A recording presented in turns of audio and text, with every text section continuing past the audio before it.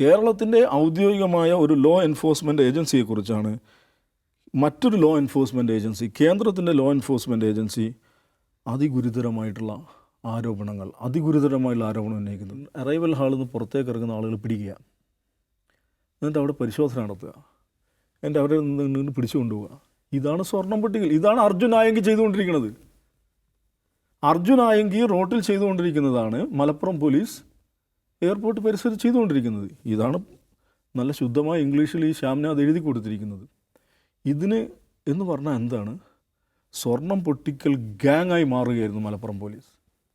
170 കേസുകൾ, 170 സീസേഴ്സ് ആ തലത്തിലുണ്ടായി എന്ന് കസ്റ്റംസിന് ഔദ്യോഗിക പറയുകയാണ്. ഇതിൻ്റെ കണക്കാണ് മുഖ്യമന്ത്രി വന്ന് പറഞ്ഞിട്ട്, എന്നിട്ട് ഹിന്ദുവിന് അഭിമുഖം കൊടുക്കുന്നു.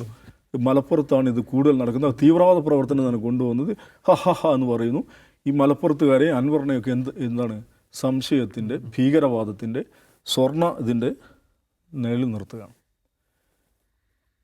ഒന്ന് ആലോചിച്ച് നോക്കൂ. ഒരു കേരളത്തിൽ ഒരു ഔദ്യോഗികമായ ഒരു ലോ എൻഫോഴ്സ്മെൻറ്റ് ഏജൻസിയെക്കുറിച്ചാണ്, കേരളത്തിൻ്റെ ഔദ്യോഗികമായ ഒരു ലോ എൻഫോഴ്സ്മെൻറ്റ് ഏജൻസിയെക്കുറിച്ചാണ് മറ്റൊരു ലോ എൻഫോഴ്സ്മെൻറ്റ് ഏജൻസി, കേന്ദ്രത്തിൻ്റെ ലോ എൻഫോഴ്സ്മെൻറ്റ് ഏജൻസി അതിഗുരുതരമായിട്ടുള്ള ആരോപണം ഉന്നയിക്കുന്നത്. ഇതങ്ങനെ എന്താ പറയുക, ഒരു സാധാരണ അഫിഡവിറ്റ്, ഒരു ഡെപ്യൂട്ടി കമ്മീഷണർ കൊടുത്തൊരു അഫിഡവിറ്റായിട്ട് കാണാൻ പറ്റില്ല.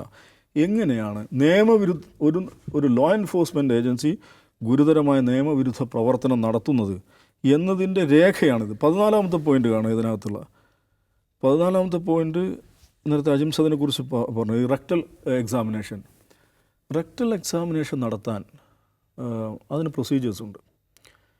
ഒരുത്തന്നെ പിടിച്ചുകൊണ്ട് വന്നിട്ട് ഒരു എക്സ്റേ സെൻറ്ററിൽ കൊണ്ടുപോയിട്ട് എക്സ്റേ എടുക്കാൻ പറ്റില്ല. ഒരാളുടെ റെക്ടൽ എക്സാമിനേഷൻ നടത്തണമെങ്കിൽ മാജിസ്ട്രേറ്റിനത് കൊണ്ടുപോയി മാജിസ്ട്രേറ്റിൻ്റെ അനുമതി മേടിക്കണം. എന്നിട്ട് ആ എക്സ്റേയിൽ ഈ പറയുന്ന എന്തെങ്കിലും സ്മഗിൾഡ് സബ്സ്റ്റൻസ് ഇയാളുടെ അകത്തുള്ളതായിട്ട് എക്സ്റേയിൽ മനസ്സിലായാൽ അത് എക്സ്ട്രാക്ട് ചെയ്യാൻ ആരുടെ അനുമതി വേണം? മാജിസ്ട്രേറ്റിൻ്റെ അനുമതി വേണം.